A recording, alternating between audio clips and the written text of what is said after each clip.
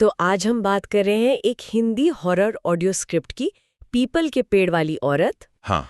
ये कहानी है उत्तर प्रदेश के नरैया गांव की। और वहाँ गांव के बाहर एक पुराना, काफी डरावना सा पीपल का पेड़ है। कहते हैं कि उस पेड़ पर एक औरत की आत्मा का वास है। अच्छा, तो आज हम इसी कहानी की बुनावट, इसके जो डरावने तत्व हैं, उन्हें समझने की कोशिश करेंगे। देखें इसमें क्या खास है। बिल्कुल। और ये दिलचस्प है कि कहानी शुरू होती है एक बहुत ही जानी पहचानी डरावनी जगह से, मतलब एक प्रेतवादित पेड़। हाँ, ये लोक कथाओं में अक्सर मिलता है, पीपल का पेड़। शायद इसलिए क्योंकि ये पेड़ पुराने होते हैं, घने होते हैं और अक्सर, जैसा आपने कहा, गांव के बाहर या शमशान के पास होते हैं। हाँ, माहौल बन जाता है एक तरह से। बिल्कुल। और कहानी में एक और मजेदार बात है, ये शहर से आया हुआ किरदार राजीव। हाँ, राजीव जो तर्कवादी है ना। हाँ, और वो सीधे सीधे गांव के अंधविश्वास को चुनौती देता है। बिल्कुल। कहानी बताती है कि सालों पहले एक औरत ने उसी पेड़ के नीचे, वो भी शमशान की चिताओं के पास, खुद को आग लगा ली थी। ओह। और राजीव, जो ये सब नहीं मानता, वो तय करता है कि वो पेड़ के नीचे रात बिताएगा, सबको गलत साबित करने के लिए। ये तो क्लासिक सेटअप है, बाहरी व्यक्ति का स्थानीय मान्यताओं से टकराना। हाँ, इससे कहानी में फौरन एक तनाव सा आ जाता है। हाँ। कि भाई क्या होगा, राजीव सही साबित होगा या गांव वालों का डर। और फिर आता है वो हिस्सा जहां मतलब सच में रोंगटे खड़े हो जाते हैं।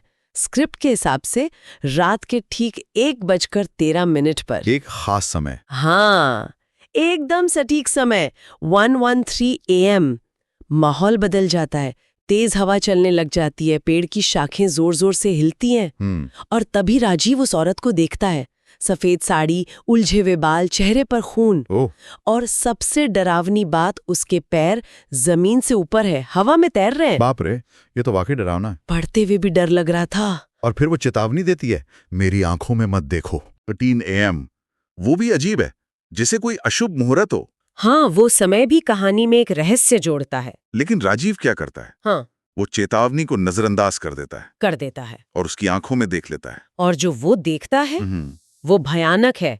उसे अपनी ही जली हुई, एकदम सूनी आंखें दिखती हैं, और उन आंखों में उसका अपना मरा हुआ चेहरा झलक रहा था। सोचिए जरा, मतलब उसे सिर्फ भूत नहीं दिखा, उसे अपनी ही मौत, अपना ही विनाश नजर आ गया। हाँ, ये बहुत ही शक्तिशाली चित्रण है। डर यहाँ बाहरी नहीं रह जाता है ना? वो पूरी तरह से मनोवैज्ञानिक, अंदरूनी हो जाता है। सही बात है। खुद अपनी तबाही देखना, एक तरह से ये तर्क की पूरी हार है और अंधविश्वास की एक भयानक जीत। हाँ, और जो देखने की क्रिया है, जो हम ज्ञान और तर्क से जोड़ते हैं, वही यहाँ विनाश का कारण बन जाती है। बिल्कुल। फिर अगली सुबह गांव वाले राजीव को पेड़ के नीचे पाते हैं। उसकी आंखें खुली हैं, पर वो देख नहीं सकता, अंधा हो चुका है। कहानी यहीं खत्म होती है, और इस चेतावनी के साथ कि आज भी रात को 1:13 बजे वो औरत उस पेड़ पर मिलती है। और उसकी आंखों में देखने का मतलब है अपनी आंखें खो देना, हमेशा के लिए। अगर हम पूरी ऑडियो स्क्रिप्ट की बात करें तो इसमें ध्वनि प्रभाव का जिक्र भी बहुत जरूरी है। हाँ, स्क्रिप्ट में लिखा है। हाँ, जैसे हवा की आवाज, पत्तों की सरसराहट, धीमी डरावनी धुन, दिल की धड़कन और फिर चीखें।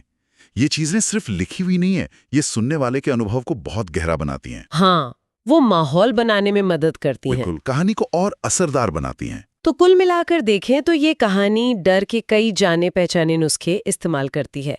एक शापित जगह, एक खास डरावना समय, एक चेतावनी, और उस चेतावनी को तोड़ने का भयानक अंजाम। हाँ, और राजीव का अंधा होना सिर्फ सजा नहीं है, ये उसके तर्कवादी नजरिए का एक तरह से प्रतीकात्मक अंत भी है। बिल्कुल सही कहा। और ये कहानी हमें सोचने पर मजबूर करती है कि आखिर क्यों कुछ खास जगहें या पेड़, जैसे ये पीपल का पेड़, अक्सर ऐसी डरावनी और स्थायी लोक कथाओं का केंद्र बन जाते हैं। ये कहानियां कैसे पीढ़ी दर पीढ़ी चलती रहती हैं और हमारे समाज के डर और मान्यताओं को दिखाती हैं।